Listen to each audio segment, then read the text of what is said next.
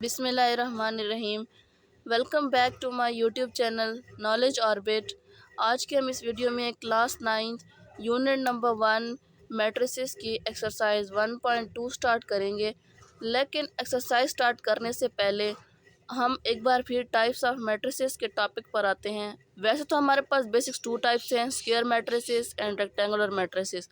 Basics types के अलावा जो हमारे पास टाइप्स हैं हम आज उन्हें डिस्कस कर लेते हैं कि हमारे पास बेसिक्स के अलावा और कौन कौन सी टाइप्स हैं। रो मैट्रिसेस ओनली वन रो, यानी वो मैट्रिक्स जिसमें एक ही रो हो। जैसे कि ये एक मैट्रिक्स है 1 2 एंड 3, इसमें हमारे पास कॉलम्स तो 3 हैं लेकिन रो हमारे पास एक है, तो ये हमारे पास रो मैट्रिक्स हो गया। इसी तरह हमारे पास है कॉलम मैट्रिक्स, ओनली कॉलम यानी ओनली वन कॉलम होता है, एक ही कॉलम हो। जैसे कि देख ले 1 2 एंड 3, ये हमारे पास एक कॉलम है, भले ही रो हमारे पास 3 हो लेकिन कॉलम हमारे पास एक है, तो ये क्या हो गया, कॉलम मैट्रिक्स हो गया। ये हमारे पास बेसिक्स टाइप्स में आ गए हैं दोनों, square matrices and rectangular matrices, जो कि हमने अपनी पिछली वीडियो में आपको डिफाइन कर दिए थे। तो अब हम आगे चलते हैं नेक्स्ट की तरफ। Zero matrix. Zero matrix means null matrix या और कि वो मैट्रिक्स जिसमें कोई भी मेंबर ना हो, जिसमें कोई भी मेंबर ना हो, सिर्फ और सिर्फ खाली स्क्वायर ब्रैकेट्स हो, तो उसको हम ज़ीरो मैट्रिक्स कहते हैं या नल मैट्रिक्स कहते हैं। अब आगे हम आ जाते हैं, नेक्स्ट हमारे पास टाइप्स है आइडेंटिटी मैट्रिक्स।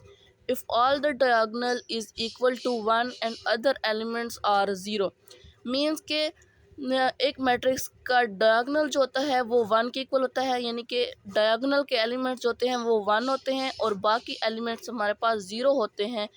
ऐसे मैट्रिक्स को हम आइडेंटिटी मैट्रिक्स कहते हैं। स्केलर मैट्रिक्स की तरफ आ जाते हैं।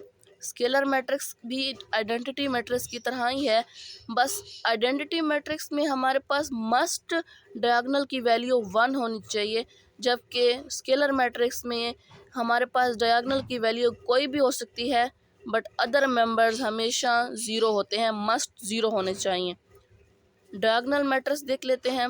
डायगोनल मैट्रिक्स भी इन्हीं की डिराइव की हुई एक टाइप है कि डायगोनल नॉन ज़ीरो हो, हमेशा डायगोनल नॉन ज़ीरो हो, बाकी एलिमेंट्स बेशक 0 हों।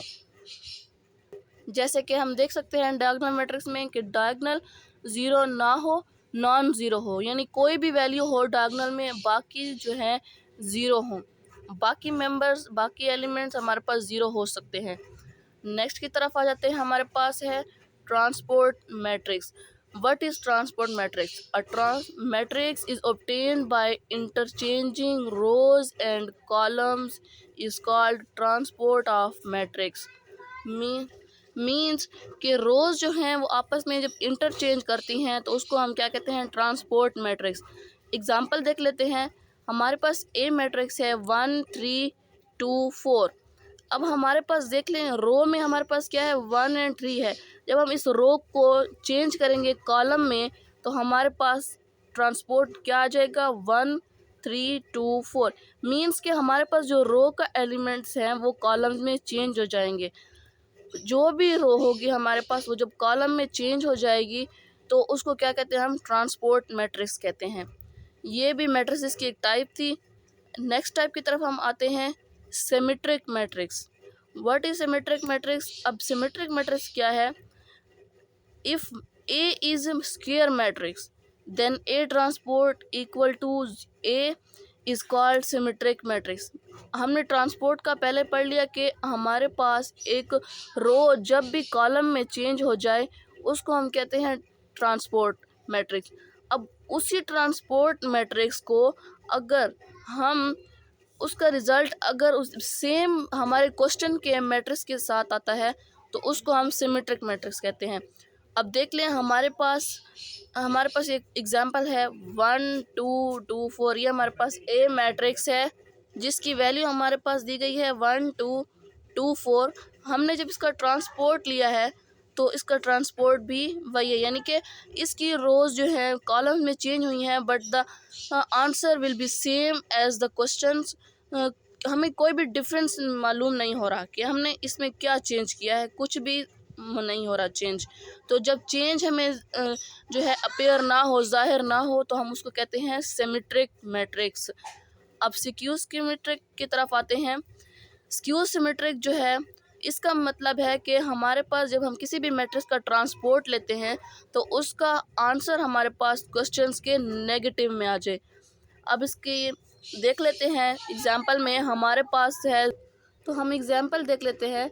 हमारे पास ए मैट्रिक्स है 0 -3 3 0। अब जब हम इस रो को ट्रांसपोर्ट करेंगे यानी कि इंटरचेंज करेंगे कॉलम में, तो हमारे पास 0 -3 3 0 आ जाएगा। सो ये साइन हमारे पास पहले यहाँ नहीं था, इसका मतलब है कि साइन में नेगेटिविटी आई है यहाँ पर। So due to this negative sign ये हमारे पास क्या हो जाएगा, A transport equal to -a। ये हमारे पास नेगेटिव ए के इक्वल चला जाएगा, जिसको हम कहते हैं skew symmetric matrices. Types of matrices हमारे पास यहीं पर ख़त्म होती हैं।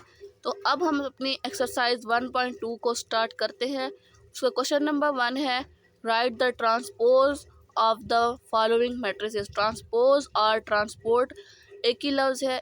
आपको टाइप्स समझाने का मतलब यही था कि इस एक्सरसाइज में हमारे पास मैट्रिसेस की टाइप्स यूज़ हुई हैं, ताकि आपको पहले टाइप समझाऊं, ताकि आपको बाद में जब हम एक्सरसाइज स्टार्ट करें तो आपको समझ में आए कि हम किस चीज़ की बात कर रहे हैं।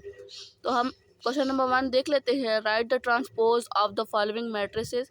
हमारे पास पहला है P इक्वल टू 1 2 3 1। यह हमारे पास एक मैट्रिक्स है और उसको हमने ट्रांसपोर्ट करना है और ट्रांसपोज करना है।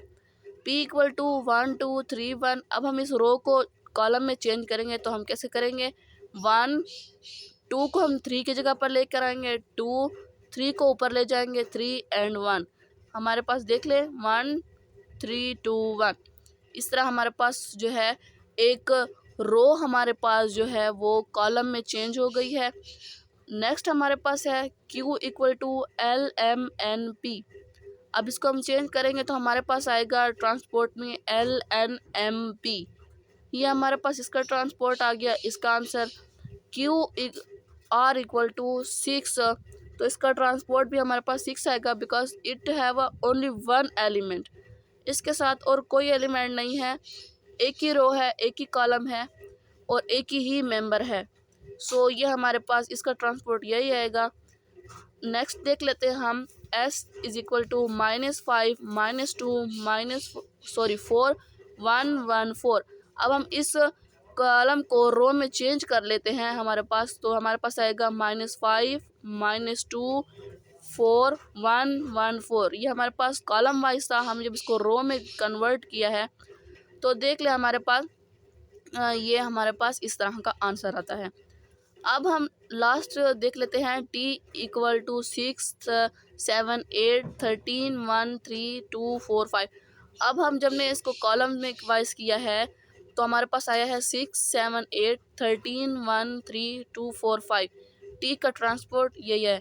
यहीं तक हमारा 1.2 का क्वेश्चन नंबर 1 ख़त्म होता है।